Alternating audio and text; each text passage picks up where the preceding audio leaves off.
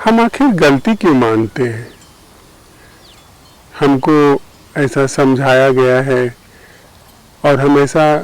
समझने के लिए राजी भी हो जाते हैं, हमारी बुद्धि भी इसके लिए तैयार हो जाती है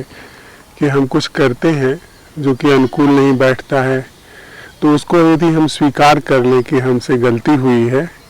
तो फिर हमारे सही करने की क्षमता बढ़ जाती है, संभावना बढ़ जाती है।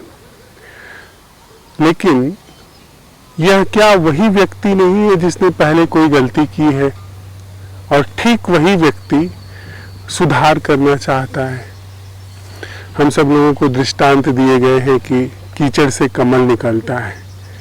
लेकिन जिंदगी की धरातल पर हो सकता है कि ये दृष्टांत लागू न होता हो सकता है कि जिंदगी की धरातल पर ठीक इसका विपरीत दृष्टांत लागू होता हो। क्या यह ऐसा नहीं है कि एक कमरा जो न जाने कब से चारों तरफ से सील किया गया है, बंद हुए, और उसके अंदर रहता हुआ व्यक्ति जो कि दुर्गंध से, जो कि ठीक से सांस नहीं ले पा रहा है और उससे त्रस्त होकर के वह उसी कमरे के एक कोने से हट करके दूसरे कोने में जा करके कहता है कि इस कोने पर ज़्यादा ठीक जीना है, और कुछ दिन में वह उस कोने पर भी पाएगा कि उतनी ही सीलन है, उतनी ही दुर्गंध है। बजाय इसके यह जो गलती करने वाला है या जो गलती को सुधार करने वाला है या फिर सुधारने के बाद ऐसा समझता है कि उसकी जिंदगी बेहतर हो जाएगी, क्या वही अपनी सीमा को समझ करके बजाय गलती को सुधारने के कोई एक नया द्वार, नई खिड़की खोलने का यत्न करे? अगर हजारों साल से, लाखों साल से कोई कमरा बंद है और उसकी खिड़की खुलती है, उसका दरवाजा खुलता है, तो एक तरफ जहां बिल्कुल नई तरह की चीजें प्रवेश करती हैं,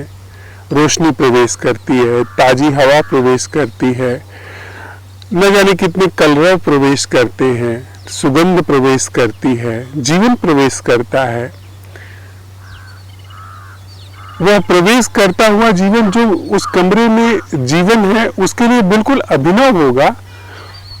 उसकी संभावनाओं में और विस्तार होगा। साथ ही वह जो सीलन भरा कमरा है, हो सकता है उसकी भी दुर्गंध समाप्त होनी शुरू हो जाए। तो ऐसा मैं समझता हूं कि गलती स्वीकार करने के बजाय जो कुछ है उसे बिना गलती ठहराए क्या उसके प्रति सिर्फ जागा जा सकता है? जागने से मेरा आशय है कि एक बिल्कुल अलग दृष्टिकोण, अर्थात जो हुआ है या जो हो सकता है या जो हो रहा है उसमें कोई फेरबदल न करना, सिवाय उसके प्रति सजग हो जाना।